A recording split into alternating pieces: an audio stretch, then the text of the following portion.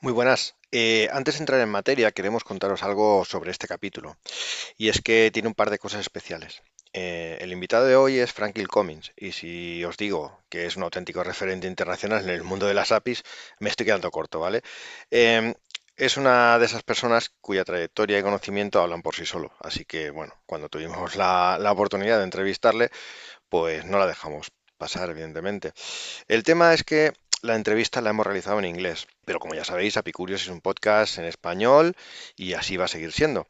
Lo que vais a escuchar a continuación es una entrevista traducida al español en postproducción gracias a la IA.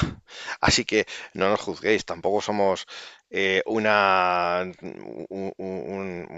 empresa de podcasting, ¿no? Hemos utilizado la IA para que nos haga una traducción simultánea offline de la entrevista. Así que bueno, espero que, que os guste. La verdad es que deja, al final de la entrevista, nos deja algunos titulares muy suculentos, ¿vale? Nos han parecido brutales. Tipo de cosas que hacen que la cabeza te explote y que van a ser súper interesantes para todos. Dos cosas más. Si preferís escuchar la entrevista sin traducción en el idioma original, y tal, a partir del minuto 38-39 encontraréis la entrevista completa en inglés, sin cortes, sin ediciones, tal cual salió. Así que pues dejamos ahí la versión para que podáis disfrutarla originalmente. Y dicho esto, arrancamos. Bienvenidos a The Apicurios, el podcast de las APIs para todos los apicuriosos del mundo. Comenzamos. Hello everyone and welcome to the best API podcast around the A world. ver. If you want to see the interview, go forward. Vuelve a la tierra. ¿Qué te pasa, tío? ¿Qué te pasa? Castellano, tío, que esto es para la comunidad hispana, tío. ¿Qué haces hablar en inglés? Tío, ¿se me ha ido la pinza? No, no se me ha ido la pinza. Es que tenemos un invitado internacional. ¿Te acuerdas que en la primera temporada inauguramos con Eric Wilde? Sí, correcto. Bueno. Hoy traemos a alguien, ¿no? Hoy traemos a alguien también con muchísimo caché. Aprovechaba la entradilla para que la gente que normalmente no nos escucha porque es en castellano y no nos entiende, pues que se vayan, please move forward to the next section, para escuchar la siguiente. Ya tú sabes, aquí pegándome la vacilada, ya tú sabes. No tengo ni puta idea de inglés, pero bueno, ¿qué más da? Bueno, ¿cómo estás? ¿Qué te cuentas? Muy bien. Pues mira, aquí liado ya con final de febrero y con una noticia muy chula que viene de la mano de uno de los temas que tratamos no hace mucho, que era sobre esas APIs zombies, huérfanas y demás que corrían por el mundo. Walking Dead, Walking Dead. Walking Dead, sí, diles como quieras. Esas APIs sin control, ni amo, ni nadie. Y nada, si quieres, empiezo por la noticia y luego nos vamos a la entrevista o interview, como quieras. Y así me gusta, internacional. Seguro que nos va a dejar muy buenas píldoras porque Fran, aparte de saber mucho, siempre acostumbra a dejar pildoritas en la entrevista, ¿no? Y verás que seguro que nos deja algún titular y si no se lo preguntaré.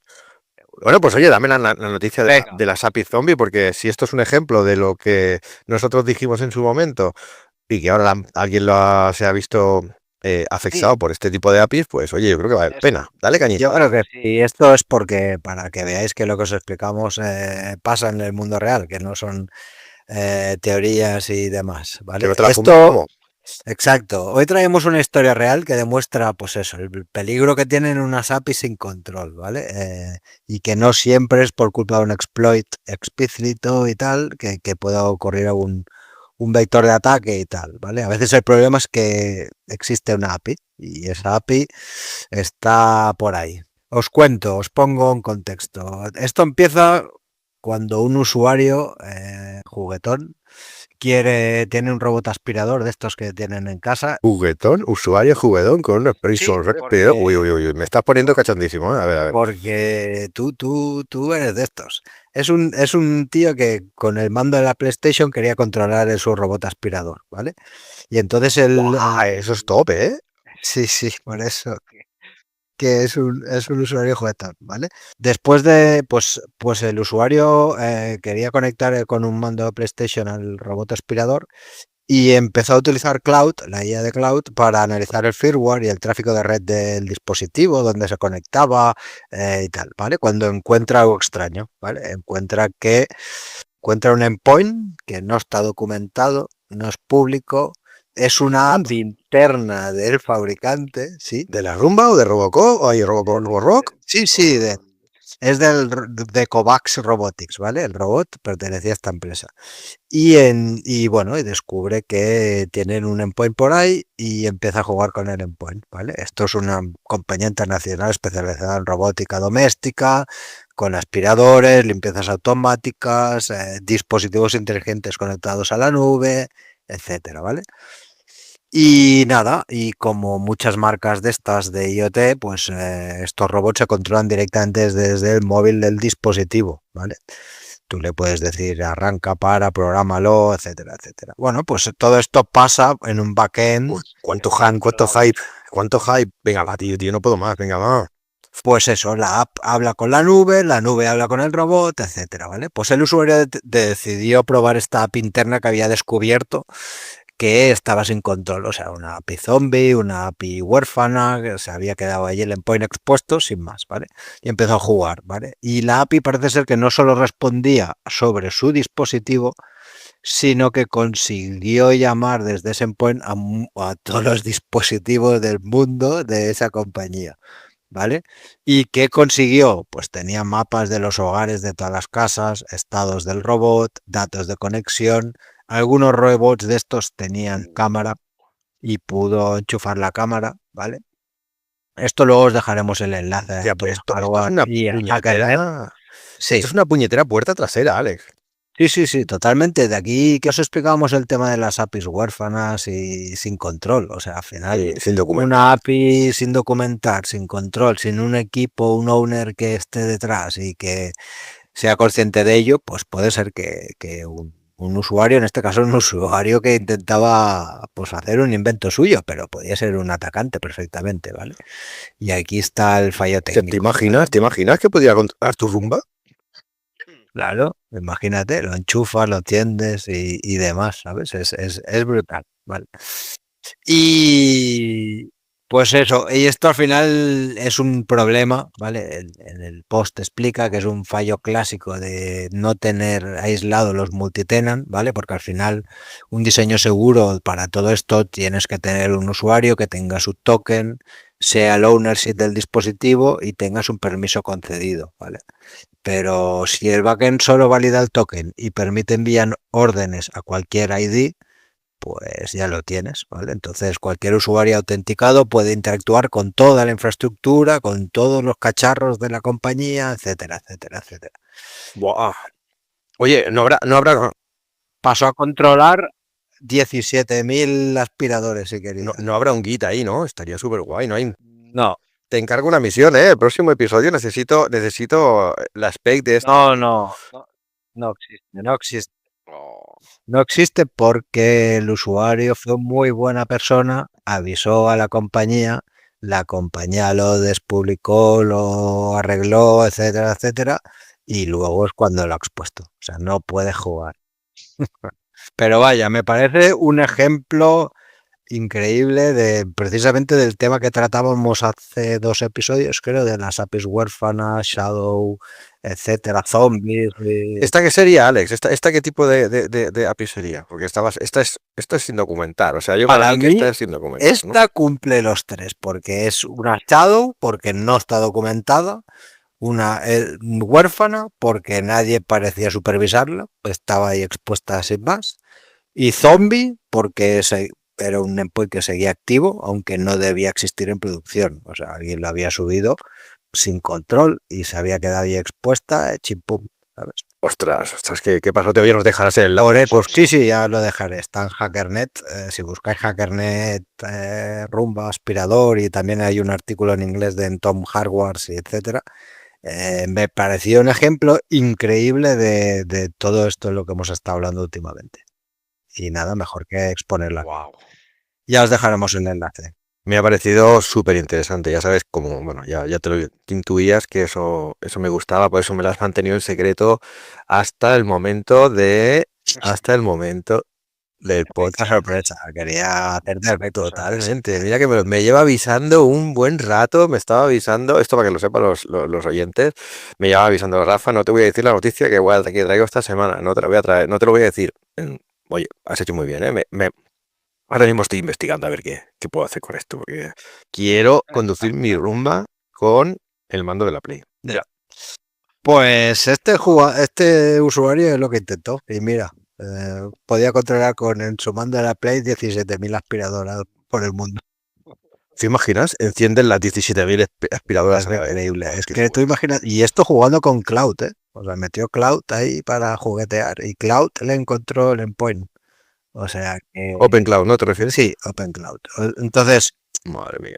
ojo, porque igual los humanos no encuentras, pero la IA va rastreando y, y la IA te va a encontrar cositas también. De aquí del tema seguridad también es delicado. Claro, de ahí que siempre ahora estamos diciendo que ya no son los únicos consumidores, los developers. Aquella frase que siempre decíamos cuando estudiamos primero de APIs, allá por el Paleolítico Superior, decían las APIs eran interfaces hechas por humanos por desarrolladores para que utilizaran los desarrolladores. Eso ha pasado a la historia, ¿eh? Hay aquí un claro ejemplo. Eso en una charla que hemos hecho tú y yo no hace mucho, o sea, hay que pensar también las APIs que las van a llamar IA, agentes, etcétera, y ojo con esto, porque este caso, tú imagínate que juegas con un agente que le dice rastréame tal y te lo acaba encontrando y será todo mucho más rápido, es delicado, es delicado. Bueno, yo creo que es el momento de conocer a nuestro invitado, ¿no? ¿Qué sabemos de él, Alex? ¿Qué sabemos de nuestro amigo Frank Kilcummins? Pues que ha pasado por muchos sitios, ¿no? Bueno, ha pasado por SmartBeard, ahora está en una nueva aventura. Sí, le preguntaremos sobre eso, sí. Sí, el tema de Arazzo y los workflows que tú y yo hemos hecho alguna charla después de haber hablado con él y haberle Y que nos hubiera dado la bendición. un poco, exacto. O sea que seguro que nos aporta muchísimo. Pues sí, la verdad. So it's time to the interview. Right now, we are going to see our friend Frank Kilcummins. Pues eso, vamos a hablar con nuestro amigo Frank, a ver qué nos cuenta. Vamos. Pues muy buenas, Fran. Es un auténtico placer tenerte aquí hoy con nosotros. Como, bueno, no sé si lo sabrás, pero nosotros acostumbramos a no presentar a nuestros invitados, porque normalmente metemos la pata. Así que, por favor, ¿podrías presentarte tú mismo? Claro, encantado. Soy Frank Kilcummins, vivo en Irlanda y llevo muchos años metido en el mundo de las APIs. Estoy en este espacio prácticamente desde que las web APIs empezaron a despegar alrededor de 2010 y en los últimos años, también muy centrado en toda la transición hacia la IA. Ahora están apareciendo nuevos consumidores de APIs, que ya no son personas sino agentes. Así que estoy justo en ese punto de unión entre APIs e inteligencia artificial. Pues vamos a empezar por uno de tus hijos, y me refiero a Arazzo. ¿Cuál es la salud de Arazzo actualmente? Arazzo está en un momento muy interesante. Le tengo muchísimo cariño, claro, y ahora mismo diría que está sano y ganando tracción poco a poco, pero de forma constante. Gran parte del interés viene de una pregunta muy actual. ¿Cómo exponemos capacidades hacia esta nueva ola de consumidores no humanos? Lo que nadie quiere es que los agentes tengan que reinventar la rueda cada vez que se les pide ejecutar una capacidad o un flujo de negocio. Si los dejas improvisar siempre desde cero, el riesgo y el coste se disparan enseguida. Y ahí es donde Arazzo encaja muy bien. Si lo conectas con McAfee, diría que McAfee es la puerta de entrada que permite a los agentes conectarse con capacidades ya existentes. Pero si tu estrategia se limita a exponer tus APIs una a una como Tools McAfee, enseguida vas a sufrir una explosión de herramientas. Es volver a construir una especie de backend for frontend, solo que ahora orientado a agentes. Lo que veo ahora mismo, tanto en Genti como en otras compañías, es otra idea. No se trata de enseñarle a la gente todo de golpe, sino de mostrarle la capacidad adecuada en el momento adecuado y dejar que la ejecute. Y Arazzo es muy bueno para eso. Te permite componer capacidades, encapsular la propiedad intelectual de una organización en un workflow y luego exponer ese workflow a un agente. Y no solo es útil para agentes, también ayuda mucho a los desarrolladores humanos, porque simplifica bastante la orquestación. Además, mucha gente está pensando en cómo llevar Arazzo a formatos que encajen mejor en stacks ya existentes. Por eso empieza a verse movimiento alrededor de Arazzo y OpenAPI. Tú encapsulas el workflow, expones una API de más alto nivel para registrarla en un gateway, y luego una capa compatible con Arazzo resuelve la orquestación real. Desde ese punto de vista, la salud de Arazzo va mejorando. Ya en 2026 he visto alrededor de 10 vendors que han empezado a dar soporte. Y en paralelo estamos trabajando en la versión 1.1 de la especificación. Lo más interesante de esa 1.1 es el soporte para Syncapi. Eso va a permitir definir workflows con pasos síncronos y asíncronos, que al final es como funciona el mundo real. No todo es una llamada síncrona y ya está.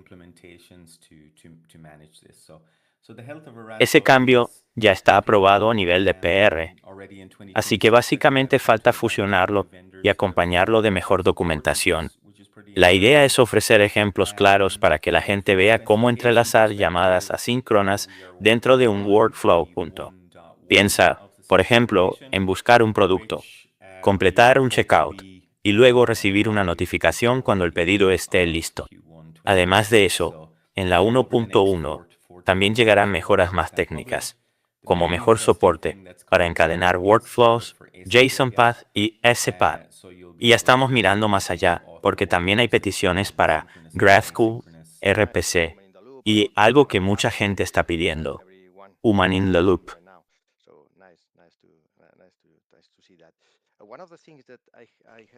Recuerdo que al inicio de Arazzo, incluso justo después de presentar la primera beta, tú creaste unos GPT para que ChatGPT pudiera trabajar directamente con Arazzo.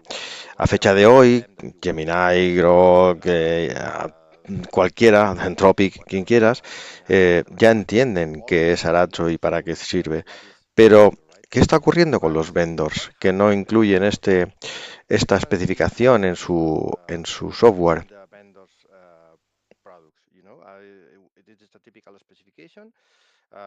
Para mí, es el clásico problema del huevo y la gallina. Los vendors están siempre intentando priorizar sus roadmaps en función de lo que les piden los clientes.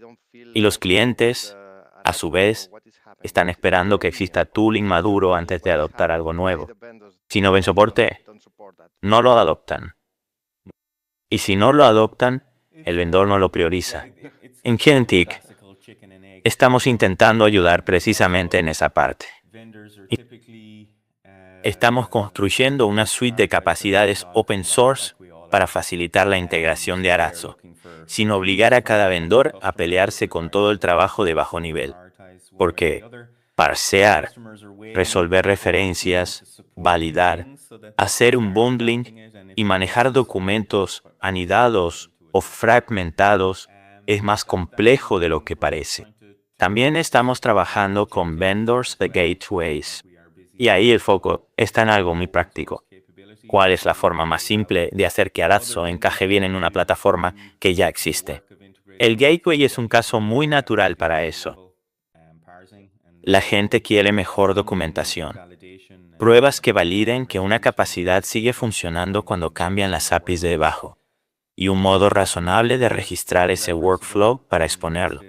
Por eso, Arazzo to OpenAPI es un ejemplo tan útil.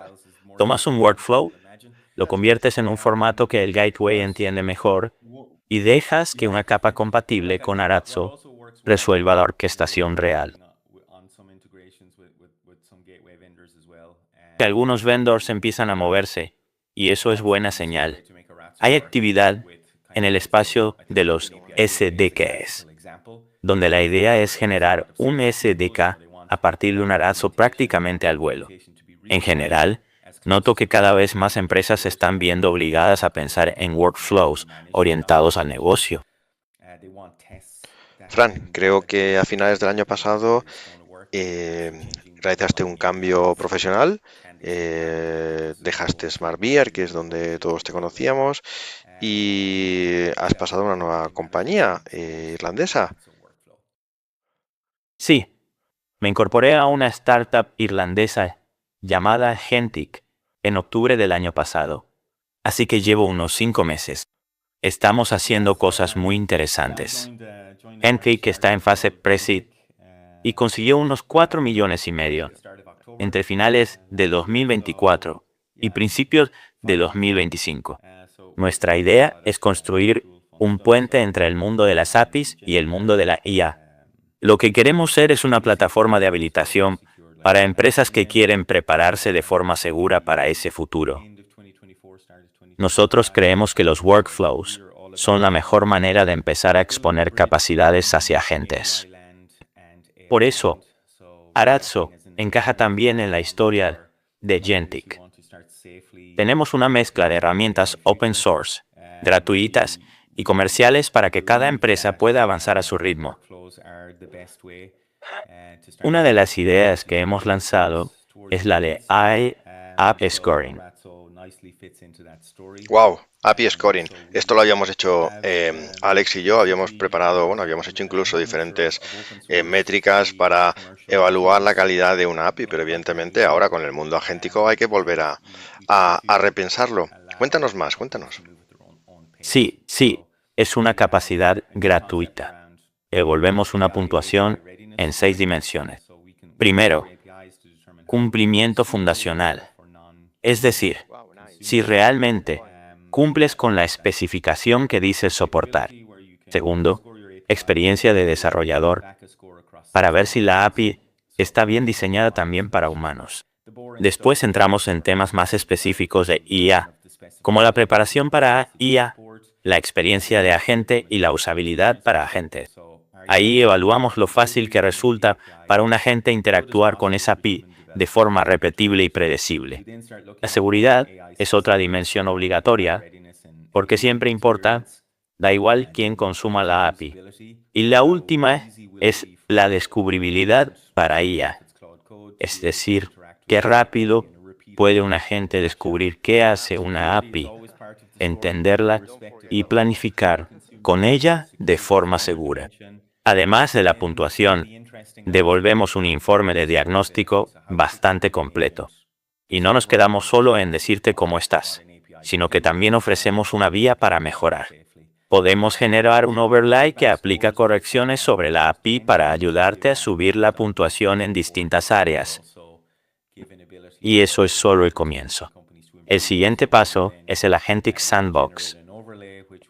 Tú puntúas tus APIs, las mejoras y luego las virtualizamos en una sandbox totalmente aislada de tus sistemas reales. Dentro de ese entorno puedes poner agentes a trabajar para resolver objetivos concretos. Genial, Fran. Esto significa que podemos hacer pruebas con nuestros agentes y contra nuestras APIs en cualquier momento en un entorno seguro, ¿verdad? Exacto. Nosotros lo llamamos Safe Agency. Los agentes son muy buenos explorando, razonando e intentando resolver objetivos. Probarán distintas estrategias, iterarán y luego volverán con un resultado. Lo importante es que todo eso ocurre dentro de una sandbox segura. Una vez el agente ha encontrado una forma válida de resolver el objetivo, tú puedes revisar cómo lo ha hecho.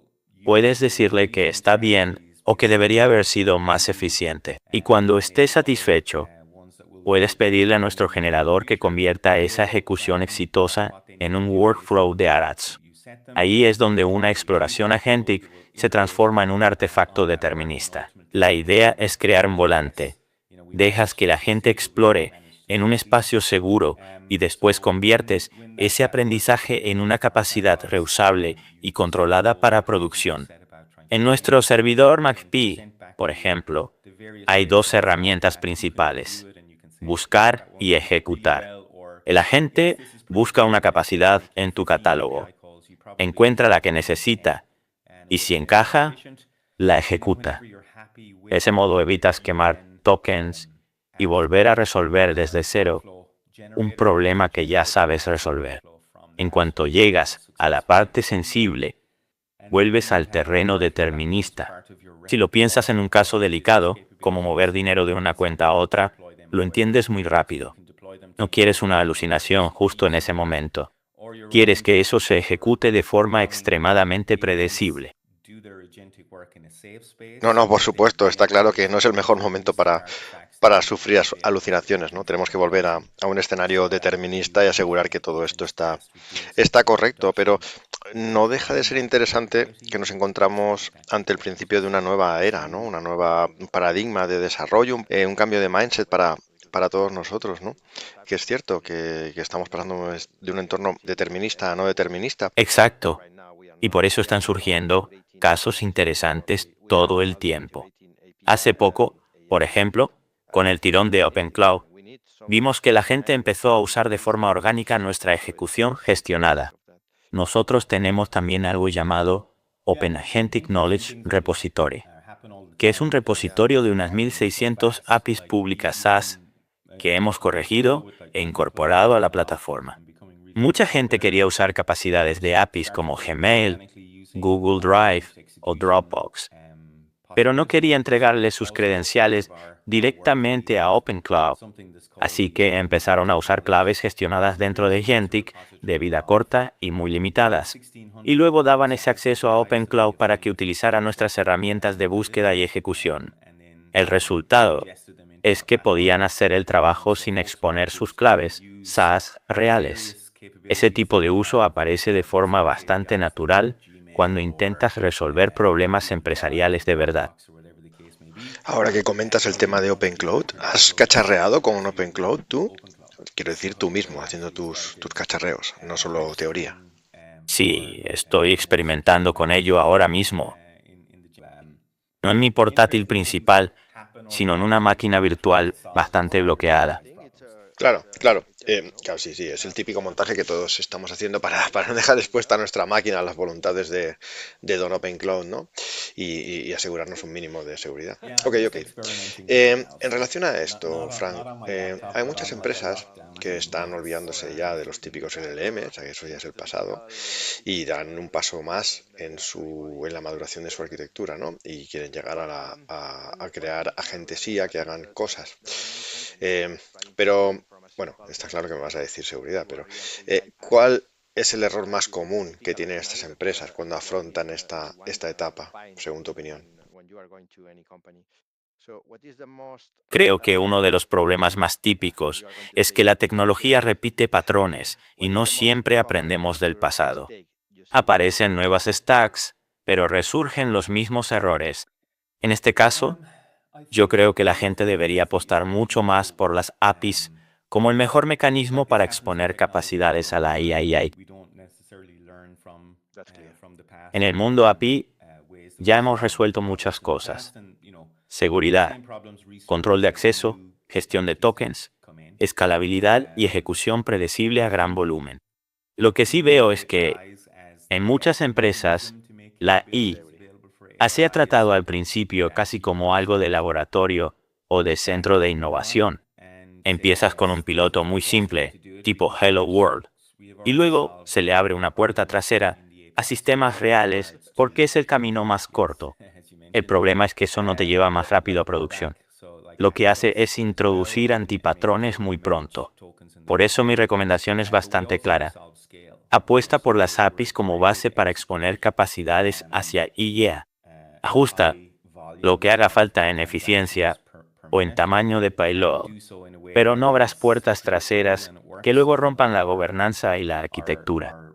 Ahora que comentas el tema de gobierno, Fran, y el tema de las APIs y la IA y tal, en varias reuniones, sobre todo con temas de gobiernos, me ha aparecido un debate en el que se comentaba quién tenía que gobernar los MCPs, ¿no? Si el equipo de APIs, porque ya gobierna las APIs y debería gobernar los MCPs, o bien el equipo de IA. No sé, es una cosa que como está justo en la frontera, no tengo clara. ¿Tú qué piensas? Para mí encaja bastante bien dentro de un enfoque de Platform Engineering.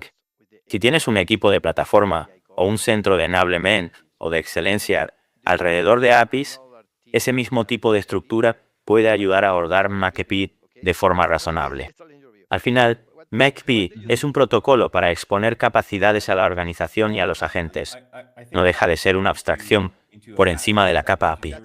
El trabajo real probablemente seguirá ocurriendo en las APIs.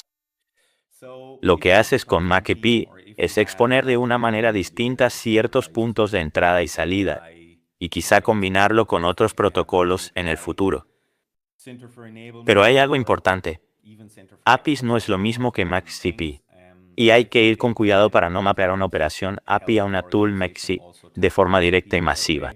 Si haces eso, te comes una inflación de herramientas enorme. Si tienes un servidor McAfee que simplemente hace proxy de miles de APIs y cientos de operaciones, acabas con un sistema inmanejable. Por eso, nosotros defendemos un enfoque más dinámico, con descubrimiento de herramientas just in time. En lugar de tener un servidor McAfee para cada API, tienes un servidor más simple con búsqueda y ejecución, y vas sacando a la superficie las capacidades según hacen falta. Ese enfoque reduce mucho el mantenimiento. Sí, en cambio, construyes una especie de backend por McAfee. Has añadido otro cliente más que alguien tendrá que mantener. Y si una herramienta McAfee está orquestando varios endpoints por debajo, necesitas claridad total sobre quién es el propietario y cómo se valida todo eso. Ahí es donde también tiene sentido hablar de pruebas de contrato. Necesitas saber qué espera ese cliente en McAfee y de qué partes de la infraestructura depende. Así que, lo lleve un equipo de plataforma o un equipo API. Lo importante es que los equipos de APIs estén dentro del circuito. Fran, hemos quedado que te robaría solo 30 minutos de tu tiempo para nuestro podcast, pero déjame hacerte solo dos preguntas más, ¿vale? Una referente al futuro. Si tú tuvieras ahora una bola mágica de cristal y pudieras decirme qué va a pasar en los próximos 3 años en relación a la IA y a la tecnología, ¿qué me dirías? Si pudiera responder eso con precisión, probablemente me haría rico en 2 años. Pero sí veo algunas señales claras. Ahora mismo, todo el mundo está pensando en agentes, y creo que es bastante probable que se conviertan en los principales consumidores de muchas capacidades empresariales. Como usuarios humanos, quizá interactuemos cada vez menos con SaaS de forma directa y deleguemos más en agentes que actúen en nuestro nombre. Eso significa que las empresas tienen que tomarse muy en serio sus paisajes de APIs. Si no tienes APIs y CLIs para interactuar con tus capacidades, y quizá también servidores McAfee, puedes volverte irrelevante muy rápido, porque cada vez menos interacción va a pasar por la interfaz propietaria clásica.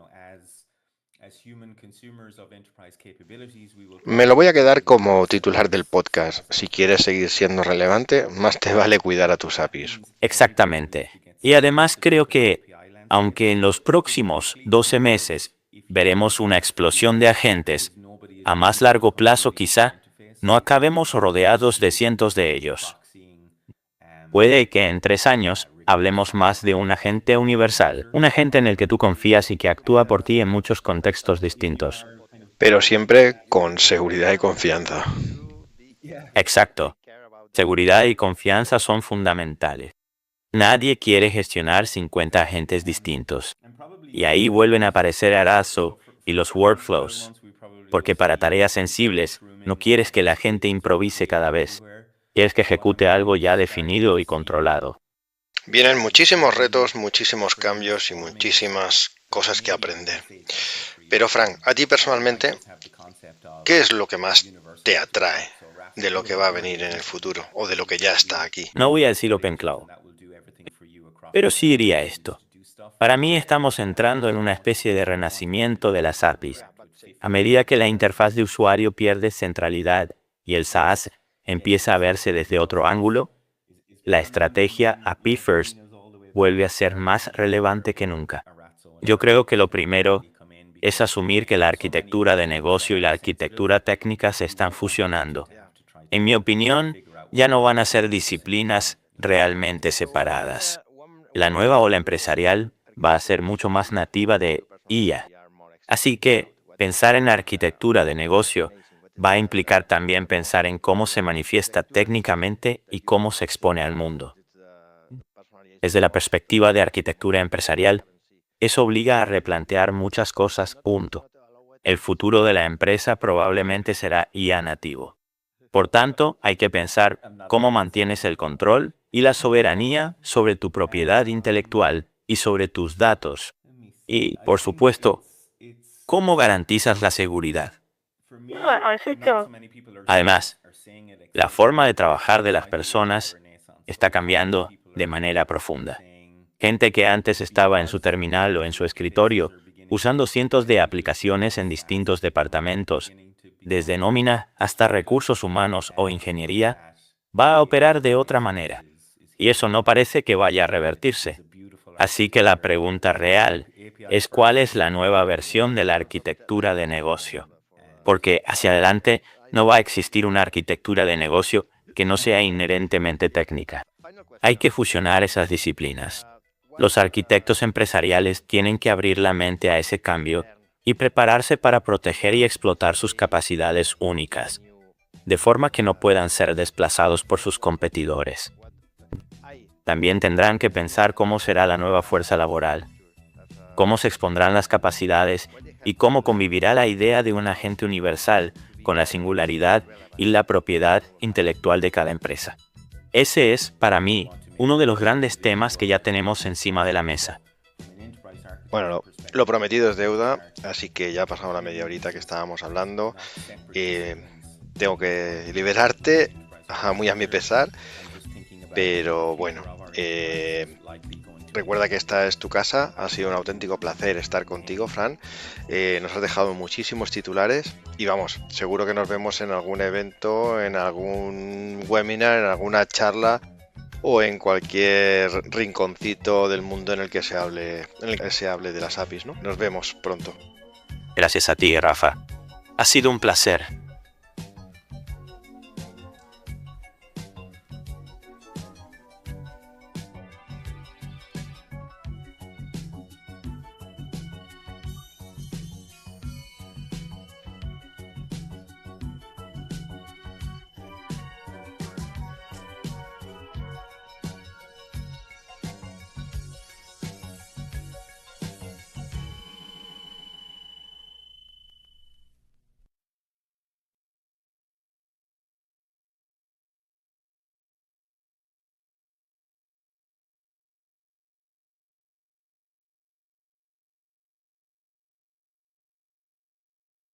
So, welcome to be here, Frank. It's a pleasure for us to be talking to you today. And we never introduce our speakers because sometimes we lose the north. Please introduce yourself just to explain all our listeners who are you. Sure. Thanks, Rafa. Delighted to be here. My name is Frank Kilcommons. I'm based in Ireland. I've been in the API space for a long time. But yeah, just I've been involved in APIs since kind of web APIs took off around 2010 or so, and transitioning into AI as we have new consumers of APIs. So right at the crux of it. So yeah, delighted to be here. Looking forward to the conversation. Thank you so much. Well, so first of all, I would like to talk about one of your children. What is the health of Aratsu right now? Yeah, so Aratso, something that's near and dear to my heart, of course. So the health of it right now is actually pretty good. So it's slowly but surely gaining momentum. I think a lot of the interest around how we actually enable and provide our capabilities towards this new wave of API consumer, which is non-human. We obviously want to remove the complexity for agents. We don't want agents to have to reinvent the wheel every time they're tasked with doing capability execution or business flow execution. There's a high risk and a high cost potential if we allow them to try and reinvent the wheel every time. So Aratso is kind of coming in right at an interesting point in the next, like say, the next evolution of technology. So there's a lot of interest that's happening now. So moving beyond the MCP, Yeah. MCP is an entry point to allow agents to connect with our existing capabilities. But again, if you have strategies that you're just exposing one-to-one your APIs to MCP tools, you're going to suffer from tool bloat quite often. You're creating this kind of back end for front end pattern again, and who's going to maintain that into the future? So what I see a lot of people thinking about right now, ourselves at Gentic, but also other companies, even Anthropic with their advanced tool search, is an ability to be able to just surface the capability to the agent at the right time and then have the capability be executed. And Aratso is well suited for that. So you can compose your capabilities and your intellectual property as an organization, have that encoded into a workflow, and then you can expose that workflow or business process to an agent. Of course, it's very useful as well for human developers, because That's again, true. you simplify the orchestration process. And a lot of people are then looking at, okay, how can I move from Aratso to maybe other formats that plug very easily into existing technology stacks? So we already see that there's some momentum around Aratso to OpenAPI. So you encapsulate the workflow, you expose a higher level API to be registered in your gateway, but that's just an entry point into the capability. And then the capability is executed by a tool or by a process or by a layer that understands Aratso, and Aratso then manages that orchestration across the underlying APIs. So you don't have to write explicit hard-coded implementations to manage this. So the health of Aratso is picking up. Already in 2026, I think I've counted about 10 new vendors that have started adding support, which is pretty encouraging. And from a specification perspective, we are working on V1.1 of the specification, which we hope to be live before the end of Q1 2026. So kind of over the next 4 to 5 weeks, we hope to get that published. The main interesting thing that's coming there is support for async API. So you'll be able to then author workflows that span synchronous and Wow, asynchronous nice. It's a steps, because that's how the real world works. Not But everything is is it always working? I synchronous, mean, we can do it with a programmatic point of view. We can use Aratso to do that. I hope to see that, you know.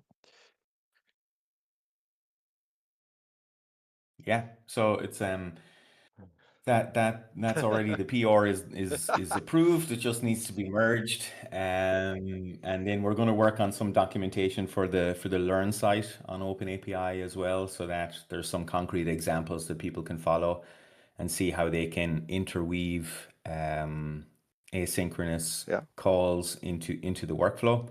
So you might be using regular HTTP endpoints to look up products to get a product, but then when you actually makes want to sense. check out, then that's going to be, Makes sense. that's where the asynchronous work starts. But then you want to be notified when that order is potentially ready to be picked up at the depot or something like that. So all of these things are coming. There's some more technical stuff that's part of the 1.1 release as well, which I won't go into right now, but just things to make it easier to do workflow chaining, better JSON path and XPath support. And we're already thinking about beyond 1.1. So there's already requests for GraphQL support, for RPC support, and probably one of the most highly requested features is the concept of human in the loop. So if you're executing a workflow and you can't predict everything up front, there may be some times where there's multiple options, and then you need to go to a higher level of authority, be that a human or be it an agent that has a very defined role to play. But nevertheless, you need to go to that place to say, hey, what do we need to do now? Which way do you want to go, left or do you want to go right? and then based on that, continue the Yeah, workflow nice to again. see So that that will be very useful. Arato is moving with the AI and we moving with the human in the loop and all these kind of patterns that everyone are using right now. So nice to see that. One of the things that I have in mind is when you in the very beginning when Arato was born, you create some GPTs to work with, you know. So right now. If you talk to whatever LLM that you want, whatever cloud, ChatGPT, whatever Gemini, whatever you want, all of them knows who is what is Arato, right? But what happens with the vendors? Because I haven't seen Arato in the vendors products. You know, it is a typical specification. We can see OpenAI, Open API. We can see Async API. We can see GraphQL, but what happens with the vendor? They don't feel comfortable with Arato, or what is happening? What, in your opinion, of course, in your opinion, what is happening? Why the vendors don't support that? It's it's kind of a classical chicken and egg problem. So vendors are typically struggling to prioritize their backlog, like we all are. So they are looking for cues from their customers with regards to like what should they prioritize one way or the other. Customers are waiting for tooling to support new things so that they can start adopting it. And if they don't see support, then it's quite difficult for them to adopt it. That's one of the things we're trying to address at Gentic as well. So like we are busy building a whole suite of open source capabilities to allow other vendors to do the work of integrating Arato Yeah. much easier without having to do the low level parsing and low level unbundling and validation and resolution and all of these things that are kind of complex when you're working with documents that are referenceable and nested, and there can be fragments located in different places. Working with text files is more difficult than people imagine. That's good. But yeah, like I think what also works well, and we're working on some integrations with some gateway vendors as well. And really, it will be about what's the easiest way to make Arato work with kind of, let's say, I think an typical one, API yeah. gateway is a classical example because that's where it makes a lot of sense to people. They want better documentation. They want documentation to be real time, as close as possible to the capability and not have to hard code and manually manage the documentation. They want tests that can validate if the capability is going to work as they're changing the underlying APIs. Can they still validate that this is going to hold true before they republish it to the gateway? And then the gateway itself, like how do they manifest and expose that Arato workflow? And that's why like Arato to OpenAPI is a simple little utility converter is a prime example of how you can then give a format back to an API gateway to allow it to easily register it. And it's just thinking about, yes, this is like a business level coarse-grained API that we want to make available. We need to expose the inputs that are required, and then we will return the outputs. The mechanism of how it actually works is then pretty simple. So the gateway just needs to support a plugin that we can provide them, and then that will understand Arato and that will actually do the orchestration for them.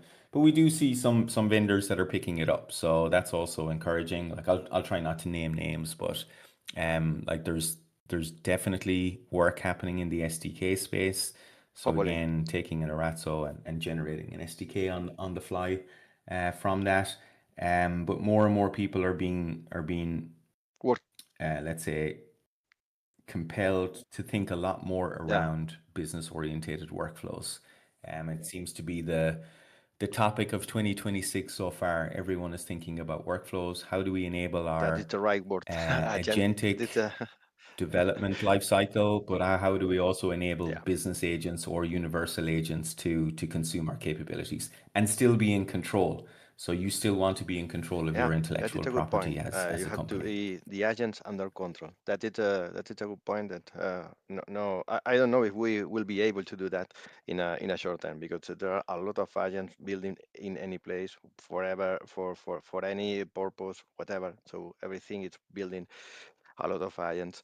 So okay, Fran, just one thing, because I think that in the very beginning of this year, or maybe at the end of the last year, you moved from one company to another one.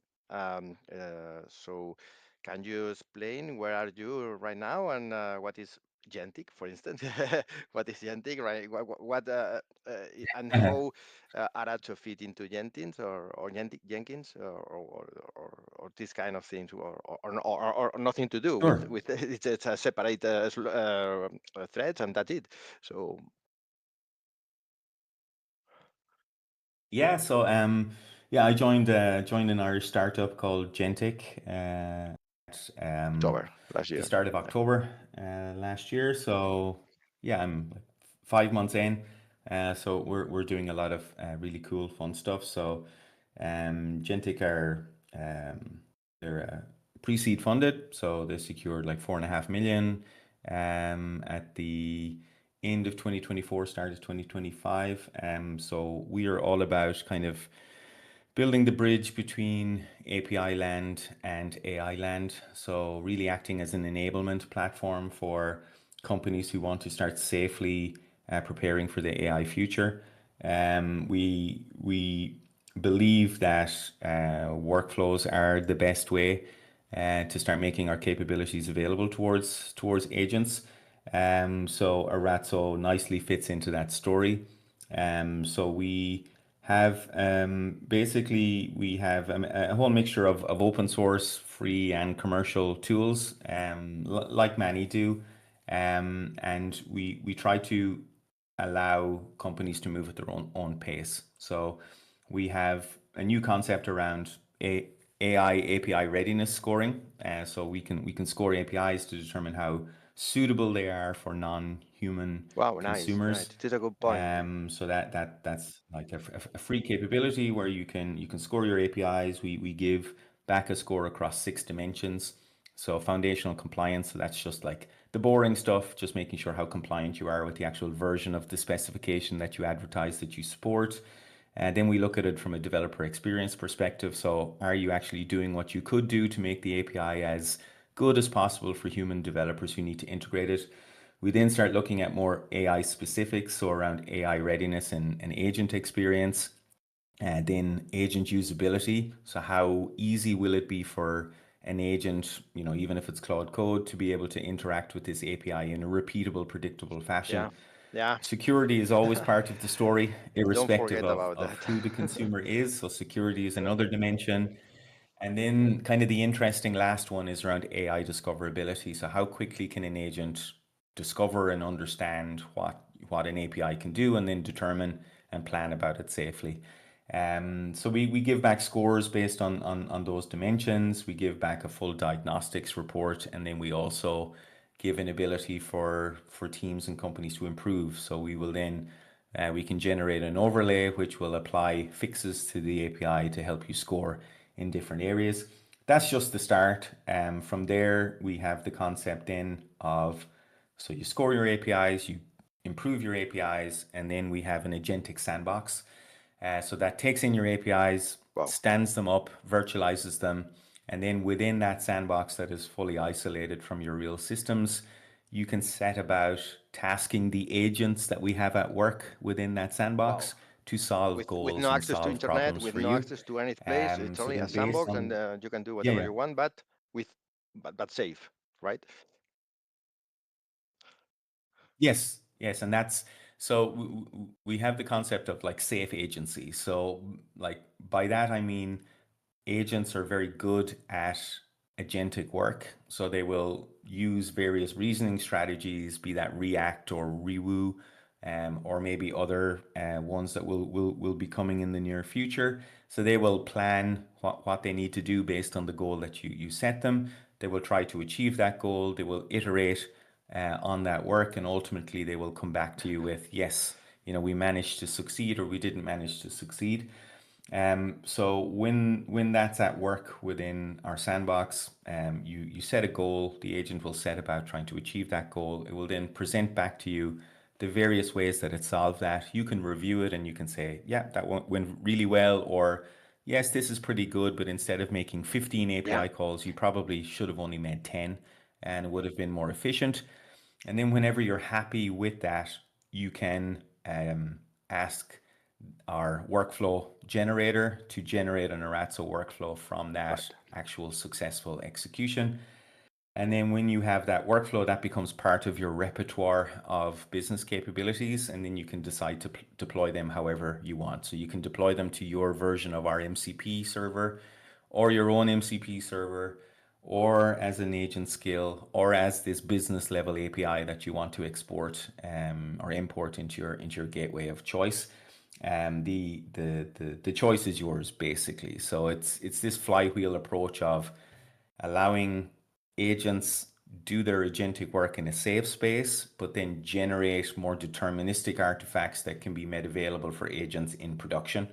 So that when you have an agent tasked with doing something in production, it can find that capability and it can execute that capability. So if you think about our MCP server, it has two main tools. The first is search. So that will say, okay, the agent is trying to do something. It's going to search against your repertoire or your registry of known capabilities. If it finds the capability, it will bring that back to the agent, and then the agent will either say yes or no, that's a good thing to execute. And then it uses Yeah. the execute tool to execute it. So then you move back into the deterministic space. You're not burning tokens. You're not trying to resolve the problem that you've already solved. You know what needs to happen, and you do that deterministically. It'd be a little bit like if the goal was to move No. money from your account into my account, Rafa. We don't want Yeah. a hallucination to happen at the wrong time in that process. So you want Yeah. that to Maybe execute you need pretty you may need a loop in predictably. this case.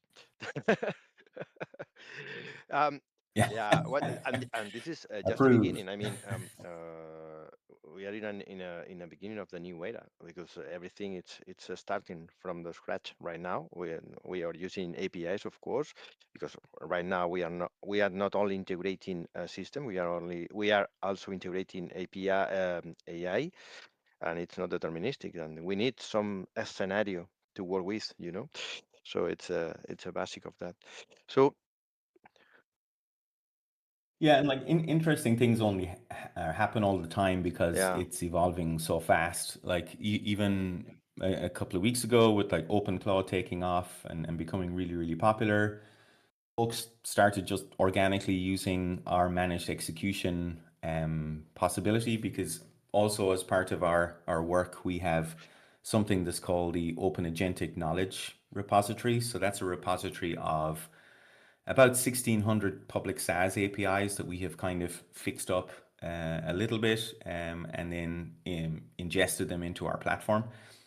So folks wanted to use various capabilities that were part of those public SaaS yeah, APIs, like Gmail or Google Drive or Dropbox or whatever the case may be, but they didn't want to give their yeah. credentials to OpenClaw.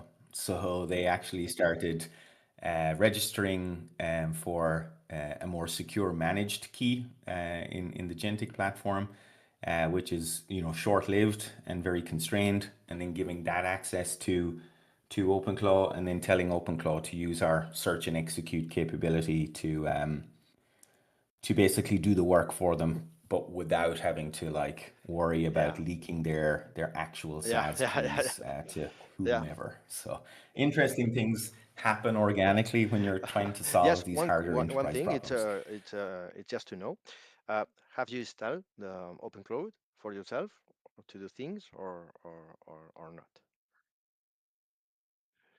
Yeah, I'm just experimenting with it now. So not on my You have laptop, but on like a the lockdown Mac Mini VMbox, M4 and just working with that, or it's a typical infra that everybody is using. But okay. Well, one thing regarding that, it's that there are many companies that are trying to move in from a simple LLM to a real AI agents. Okay, right. It's the typical scenario that everyone find in when you are going to any company. So, what is the most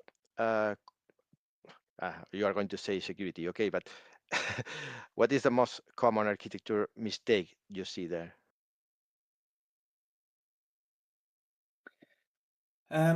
I think one of the things I see is people like this happens in technology over and over. You know, we don't necessarily learn That's clear. from the past and from ways that we solved problems in the past, and you know, the same problems resurface as new technology stacks come in. Um, I think treating APIs as the best mechanism to make Totally capabilities agree. available for AI is something that people should bank more on and say, yes, this is the best way to do it because we have already solved a lot of the problems in the API space with Of course. regards to security. Yes, as you mentioned. But like ORBAC, so like access as well, and making sure that we manage tokens in the right way. But we also have solved scale, you know, so we're able to execute a high volume of transactions per minute and do so in a way that is predictable and it works, and like our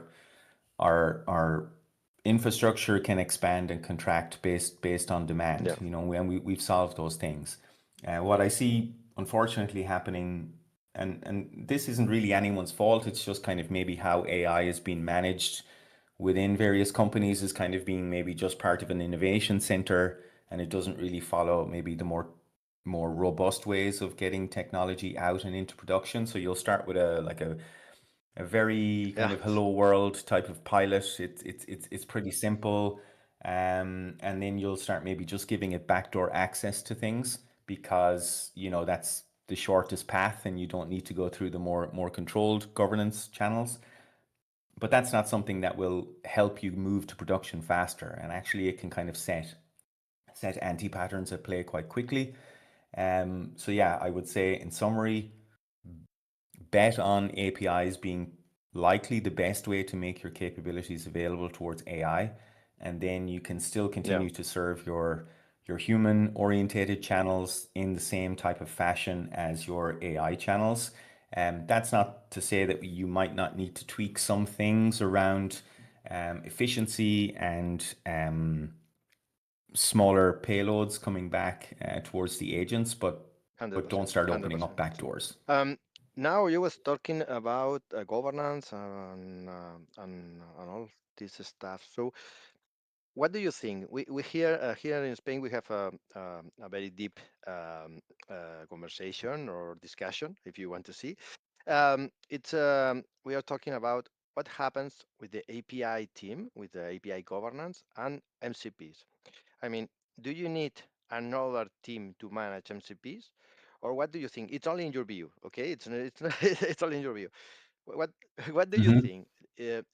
Do you need another team to manage MCPs, or you can use the same team as you are using from now that for APIs? What do you think about the governance of this new scenario? Did- do you- I think it fits well into a yeah, platform that's engineering true. kind That's of true. But concept as well. You know, yeah. So if you have a platform team, or if you have like maybe a centralized API, or centralized the wrong word. If you have like an API center for enablement, or even center for excellence, whatever you want to call these things, I think they can indeed help the organization also tackle MCP in the right way. And like ultimately, MCP is a protocol to expose your capabilities towards agents. So they are consumers of your capabilities, and it is an abstraction of the API layer to a certain degree. So ultimately, you probably still will want to proxy or come through to the APIs and have the actual work happening there, but expose the entry and exit points of that through MCP and maybe other protocols as well into the future. It's not only MCP. Like I think it's also interesting when you look at OpenClaw that they've just skipped the MCP step, so they went straight to CLI. So it's just keeping that in mind. Now, APIs do not necessarily equal MCPs, and you need to be very careful that you don't just do a one-to-one mapping from your API operations to MCP tools, because that's not going to work very well, because you're going to suffer from tool bloat quite quickly. If you have an MCP server that proxies to your APIs, and you have thousands of APIs and APIs of hundreds of operations, so you're not going to really be able to see the wood from the trees when you're trying to operate with that. That's very much why, if you look at how we're trying to solve this and how others are trying to solve it, which I think is good from a validation standpoint, is that we have the concept of like just in time tool discovery. So instead of having an MCP server for every API, or instead of having an MCP server that has tools for every API, is that you have a much Yeah. more kind of dynamic approach. So you have a pretty simple MCP server that for us is a search tool and an execute tool, and then you just surface the capabilities as you need. That means you have much less maintenance to think about moving forward. From the, Like if you implement a okay. backend for MCP type of approach, then you have another client that you need to manage, which is that MCP server, and who's going to manage the orchestration of what the tool does. So if you have a tool that actually exposes multiple underlying API endpoints, so you're trying to simplify that process, which is good, who's going to manage that long term? Like that has to find an owner in the organization who's going to take care of that. Are the API providers in the org aware of this MCP tool or server that is now acting as a API client?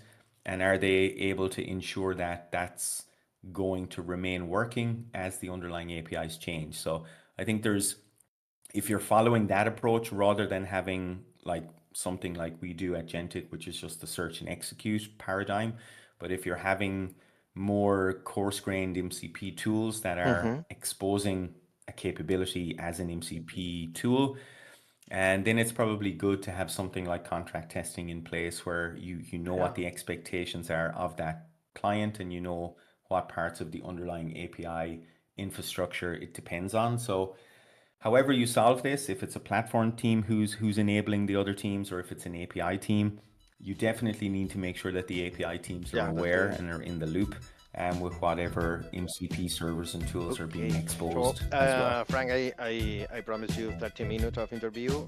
We are closing right now, but I have only 2 questions more regarding. One of them is Yeah. looking ahead, or maybe 1, 2, 3 years. How do you expect the enterprise integration architecture? How is it going to change? What do you think that is going to happen? Ooh, if I could answer that, I'd be a rich man. You don't have a. Are you not Howard? You are not the Howard.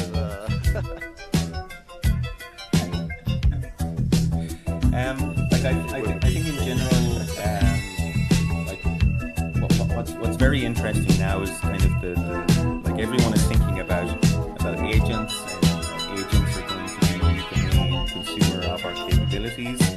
And yes, I believe that probably is true. So as human consumers of enterprise capabilities, we will probably be dealing with less and less SaaS offerings, and we will have maybe just our direct device doing things on our behalf and integrating and interacting with the capabilities of an enterprise, but not through their proprietary user interface. So that means everybody needs to get serious about their API landscapes pretty quickly, because if you don't have APIs and CLIs to interact with your capabilities, and maybe also MCP servers, you're not going to be relevant, because nobody is really going to come through the user interface. So you have to make sure that you're serving for the agentic development workflows, and also serving for the fact that the consumer tools will likely also be an agent proxying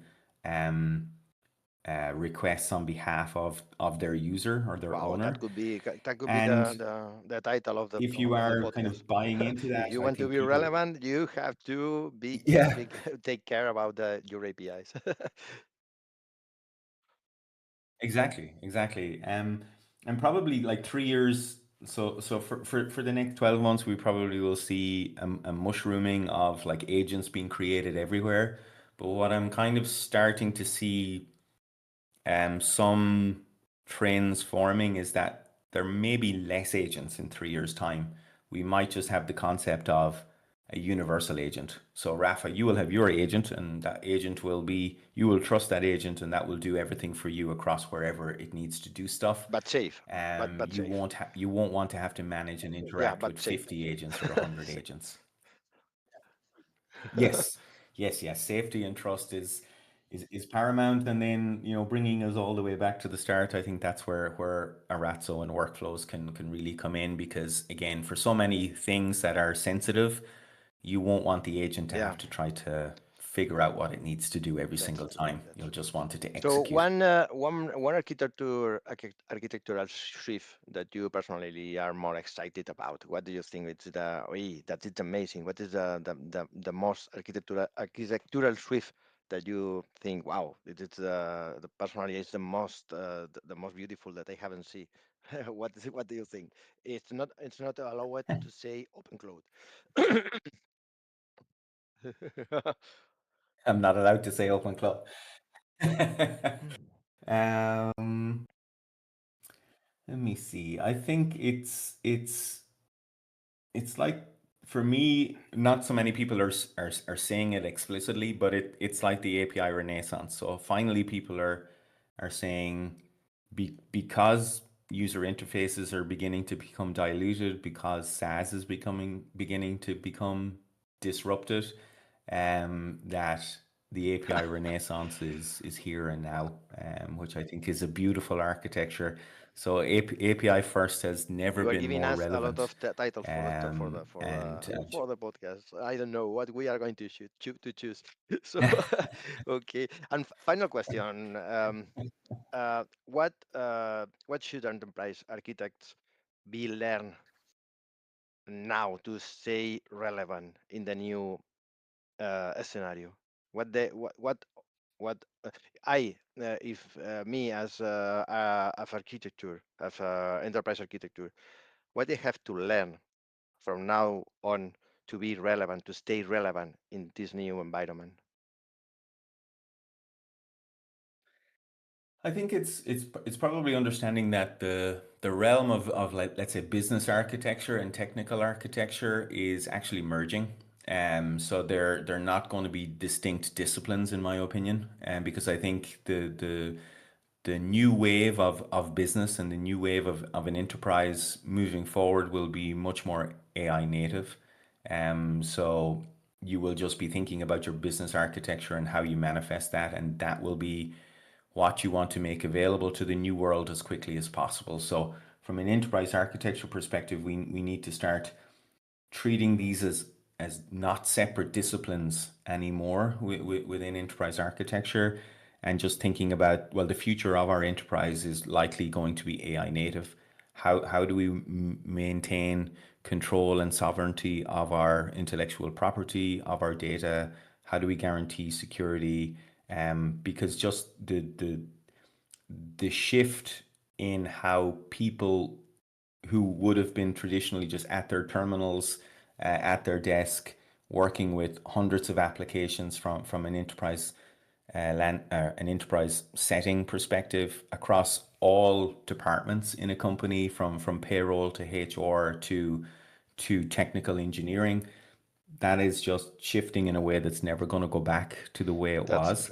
true. So we need to think about what is the new version of business architecture, and there's no such thing as a business architecture that is not inherently technical moving forward. So we need to merge those disciplines. I think that's one of the things that enterprise architects need to open their ears and minds to, and start preparing for how they're going to deal with owning their unique capabilities so that they can't be disrupted by their competitors. What's the new workforce going to look like? How do we make capabilities available? And how will agents, or the concept of a universal agent, work with your uniqueness or your Yeah, intellectual property as absolutely. an enterprise? Interesting. Interesting. So Frank, I know we spend 10 minutes more, but no worries. Thank you so much to be here with us today.